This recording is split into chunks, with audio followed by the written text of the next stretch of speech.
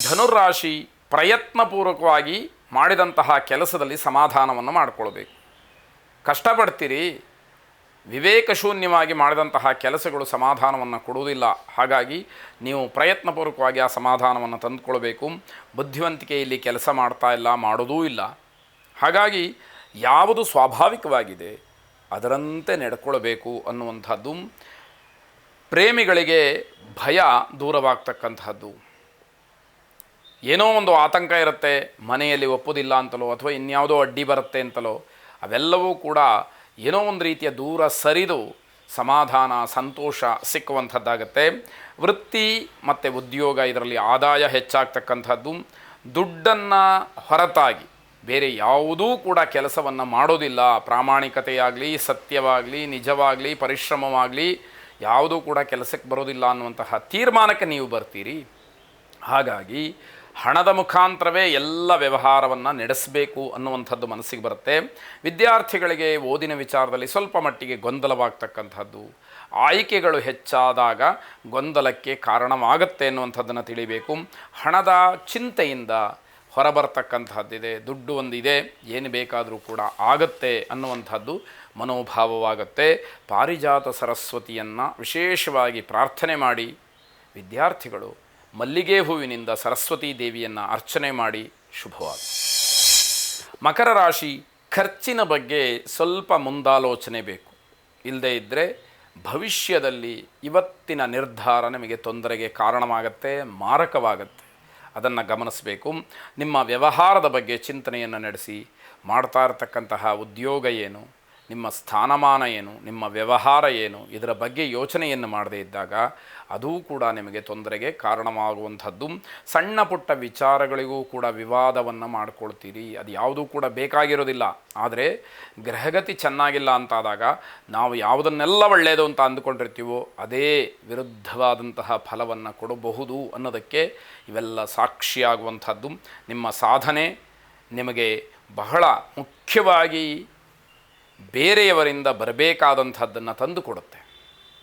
ಆ ರೀತಿಯ ಒಂದು ಸಾಧನೆಗೆ ಅವಕಾಶ ಇದೆ.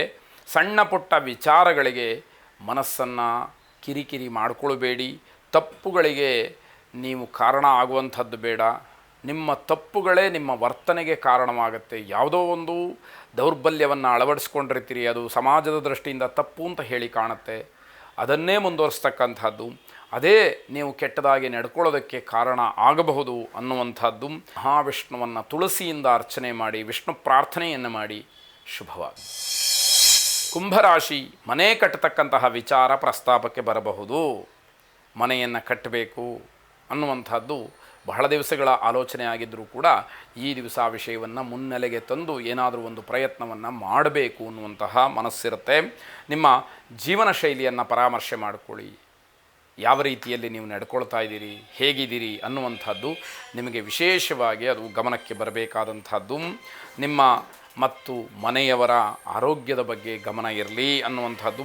ಹೊಸ ಸಂಶೋಧನೆಯಾಗಲಿ, ಹೊಸ ಹೊಸ ಪ್ರಯತ್ನಕ್ಕಾಗಲಿ ಅವಕಾಶಗಳು ಹೆಚ್ಚಾಗುವಂಥದ್ದು.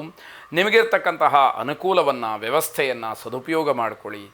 ಮನೆಯಲ್ಲಾಗಲಿ, ವ್ಯಾವಹಾರಿಕ ಕ್ಷೇತ್ರದಲ್ಲಾಗಲಿ, ಉದ್ಯೋಗದಲ್ಲಾಗಲಿ ಯಾವ ಯಾವ ಸವಲತ್ತುಗಳಿದೆ, ಅನುಕೂಲತೆಗಳಿದೆ ಅವೆಲ್ಲವನ್ನು ಸದ್ವಿನಿಯೋಗ ಮಾಡಿಕೊಳ್ಳಿ. ಒಳ್ಳೆಯ ಕೆಲಸಕ್ಕೆ ವಿನಿಯೋಗ ಮಾಡಿಕೊಳ್ಳಿ. ಇದರ ಜೊತೆಗೆ ಮಹಾಲಕ್ಷ್ಮಿಯನ್ನು ಪ್ರಾರ್ಥನೆ ಮಾಡಿ. ನಮಸ್ತೆಸ್ತು ಮಹಾಮಾಯೇ ಶ್ರೀಪೀಠೆ ಸುರಪೂಜಿತೆ ಶಂಖಚಕ್ರ ಗದಾಹಸ್ತೆ ಮಹಾಲಕ್ಷ್ಮೀ ನಮೋಸ್ತುತೆ ಎಂಬುದಾಗಿ ನಿಮ್ಮ ಪ್ರಾರ್ಥನೆ ಇರಲಿ. ಆರ್ಥಿಕವಾದಂತಹ ಎಲ್ಲ ಸಂಕಷ್ಟಗಳು ದೂರವಾಗಲಿ. ಶುಭವಾಗಿ. ಕೊನೆಯದಾಗಿ ಮೀನರಾಶಿ ಆತ್ಮವಿಶ್ವಾಸದಿಂದ ಮಾಡಿದಂತಹ ಎಲ್ಲ ಕೆಲಸಗಳಲ್ಲೂ ಕೂಡ ಜಯ ಇದೆ. ಹಾಗಾಗಿ ನೀವು ಯಾವುದೇ ಕೆಲಸಕ್ಕೆ ಮುಂದಾದರೂ ಕೂಡ ನಿಮ್ಮ ಆತ್ಮವಿಶ್ವಾಸ, ನಿಮ್ಮ ಧೈರ್ಯ ಅಲ್ಲಿ ಕೆಲಸವನ್ನು ಮಾಡುತ್ತೆ ಎನ್ನುವಂಥದ್ದು. ಮನೆ ಮಡದಿ ಅಥವಾ ಗಂಡ ಇವರ ಬಗ್ಗೆ ಪ್ರಾಮಾಣಿಕತೆಯಿಂದ ವರ್ತಿಸಬೇಕು. ಎಲ್ಲೂ ಕೂಡ ಮೋಸಕ್ಕೆ, ವಂಚನೆಗೆ, ಸುಳ್ಳು ಹೇಳೋದಕ್ಕೆ ಅವಕಾಶಗಳಾಗಬಾರ್ದು.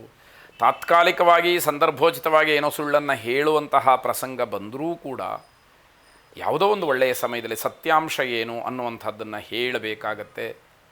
ಇಲ್ಲದೇ ಇದ್ದರೆ ಅವರಿಗೆ ವಂಚನೆ ಮಾಡಿದಾಗ ಆಗತ್ತೆ ಅಂತ ಅರ್ಥ. ಮನೆಯವರಿಗೆಲ್ಲ ಹೆಚ್ಚು ಹೊರಗಡೆ ಸಮಯವನ್ನು ಕಳೀಬೇಕು ಅನ್ನುವಂಥದ್ದೇ ಮುಖ್ಯವಾಗುತ್ತೆ. ಹಿರಿಯರ ಜೊತೆ ಚರ್ಚೆಯನ್ನು ಮಾಡಿ ಎಲ್ಲ ವಿಚಾರಕ್ಕೂ ಕೂಡ ಸುಖಾಂತ್ಯವನ್ನು ಶುಭವನ್ನು ಕಾಣಬಹುದು ಅನ್ನುವಂಥದ್ದು. ಮಹಿಳೆಯರಿಗೆ ಒತ್ತಡ ಹೆಚ್ಚಾಗ್ತಕ್ಕಂಥದ್ದು, ಖರೀದಿಯಿಂದ ಏನೋ ಸಂತೋಷ, ಯಾವುದೋ ಒಂದು ಪದಾರ್ಥವನ್ನು ಕೊಂಡುಕೊಳ್ಳೋದ್ರಿಂದ ಅಥವಾ ಮನೆಗೆ ಬೇಕಾದಂತಹ ವಸ್ತುವನ್ನು ಖರೀದಿ ಮಾಡೋದ್ರಿಂದ ಮನಸ್ಸಿಗೆ ಆನಂದ ಸಿಕ್ಕಬಹುದು.